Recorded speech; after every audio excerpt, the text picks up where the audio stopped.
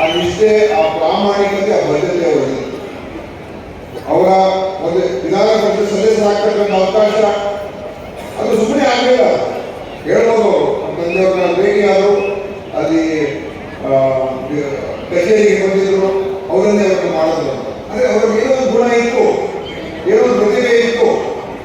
ಅವರ ಕಮಿಟ್ಮೆಂಟ್ ಅನ್ನು ನೋಡಿ ಈ ಒಂದು ಸಣ್ಣ ಸಮಾಜಕ್ಕೆ ಕೊಡಬೇಕು ಅಂತ ತೀರ್ಮಾನ ಮಾಡಬೇಕಾದ್ರೆ ಏನೋ ಕಾರಣ ಬೇಕಲ್ಲ.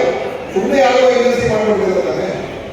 ಅವರ ಒಂದು ಏನು ಬುದ್ಧಿವಂತಿಕೆ, ಪ್ರತಿಭೆ, ಮಾತಾಡ್ತಕ್ಕಂಥ ಅವರ ಕ್ಷಮತೆ ಇತ್ತು, ಅದೆಲ್ಲವೂ ಕೂಡ ಆಕರ್ಷಿಸಿ ಅವತ್ತಿನ ದಿವಸ ಅವರಿಗೆ ಆ ಒಂದು ಏನು ಅಧಿಕಾರದಲ್ಲಿ ಸರ್ಕಾರದಲ್ಲಿ ಭಾಗವಹಿಸುವಂತ ಒಂದು ಅವಕಾಶ, ಆ ದ್ವಾರ ಅವರಿಗೆ ಓಪನ್ ಆಯಿತು. ಅದನ್ನ ಉಪಯೋಗಿಸಿಕೊಂಡ್ರು. ಅನೇಕ ಜನ ಅವಕಾಶಗಳು ಸಿಗುತ್ತೆ, ಸಿಕ್ಕಿದಾಗ ಆ ಅವಕಾಶಗಳನ್ನ ಯಾವ ರೀತಿಯಾಗಿ ಉಪಯೋಗ ಮಾಡಿಕೊಟ್ರೆ ಅದು ಕೂಡ ಅಷ್ಟೇ ಮುಖ್ಯ.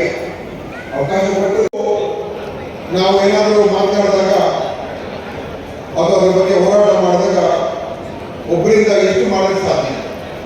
ಒಂದು ಉನ್ನತ ಮಟ್ಟಕ್ಕೆ ಹೋಗ್ಬೋದು, ಅದರ ಅಧಿಕಾರದಲ್ಲಿ ಇರ್ಬೋದು, ಆದರೆ ಒಬ್ಬರ ಕೈಯಲ್ಲಿ ಎಷ್ಟು ಸಾಧ್ಯ ಆಗುತ್ತೆ ಅದು ಒಬ್ಬರಿಂದ ನಾವು ಹೆಚ್ಚು ಮಾಡಿದಾಗ ಅದರ ಶಕ್ತಿ ಇನ್ನೂ ಅದು ದ್ವಿಗುಣ ಆಗೋದಿಲ್ಲ. 1+1 2 ಆಗೋದಿಲ್ಲ.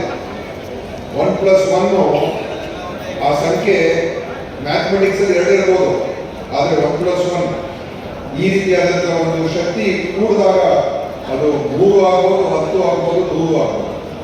ಇವತ್ತು 1+1 ಅಲ್ಲ, ಇಲ್ಲಿ ಸಾವಿರಾರು ಜನ ಸೇರಿದ್ದಾರೆ. ಈ ಸಾವಿರಾರು ಜನ ಶಕ್ತಿ ಇವತ್ತು ಕ್ಯಾಲ್ಕುಲೇಟ್ ಮಾಡೋಕ್ಕಾಗಲ್ಲ, ಲೆಕ್ಕಾಚಾರ ಮಾಡೋಕ್ಕಾಗಲ್ಲ. ಯಾಕೆಂದ್ರೆ ಸಾವಿರಾರು ಜನ ಶಕ್ತಿ ಅದು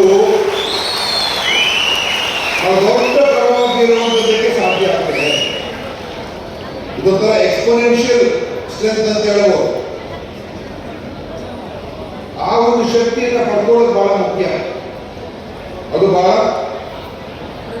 ಅತ್ಯಂತ ಅಗತ್ಯ ಇರುವಂಥದ್ದು. ಇವತ್ತು ಏನೇ ಮಾಡಬೇಕು ಅಂತ ಹೇಳಿದ್ರೆ, ಒಂದು ಸಂಸ್ಥೆಯನ್ನು ಕಟ್ಟಬೇಕು, ಒಂದು ಶಾಲೆಯನ್ನು ಕಟ್ಟಬೇಕು, ಒಂದು ವಿದ್ಯಾಲಯ ಕಟ್ಟಬೇಕು, ಹಾಸ್ಟೆಲ್ ಅನ್ನು ಕಟ್ಟಬೇಕು, ಅನಾಥಾಲಯ ಕಟ್ಟಬೇಕು, ಇದೆಲ್ಲ ಆಗಬೇಕಾದ್ರೆ ಎಲ್ಲರೂ ಕೂಡ ಸೇರಿದಾಗ ಮಾಡಬೇಕು. ಆದರೆ ಎಲ್ಲರೂ ಕೂಡ ಸೇರೋದಕ್ಕೆ ಮಾಡೋದಕ್ಕೆ ಅದಕ್ಕೆ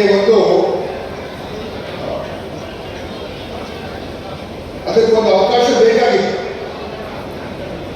ಆ ಅವಕಾಶವನ್ನು ಕಲ್ಪಿಸಿಕೊಟ್ಟಿರ್ತಕ್ಕಂಥವ್ರು ಯಾರಂತ ಹೇಳಿದ್ರೆ ಇವತ್ತು ಪೂಜ್ಯ ಪೂರ್ಣಾನಂದಪುರಿ ಮಹಾಸ್ವಾಮೀಜಿಗಳು ಪೂರ್ವಾಶ್ರಮದಲ್ಲಿ ಹೀಗೆ ಮುಖ್ಯಸ್ವಾಮಿಯಾಗಿ ಇವತ್ತು ಆ ಒಂದು ಅವಕಾಶವನ್ನು ಕಲ್ಪಿಸಿಕೊಟ್ಟಿದ್ದಾರೆ.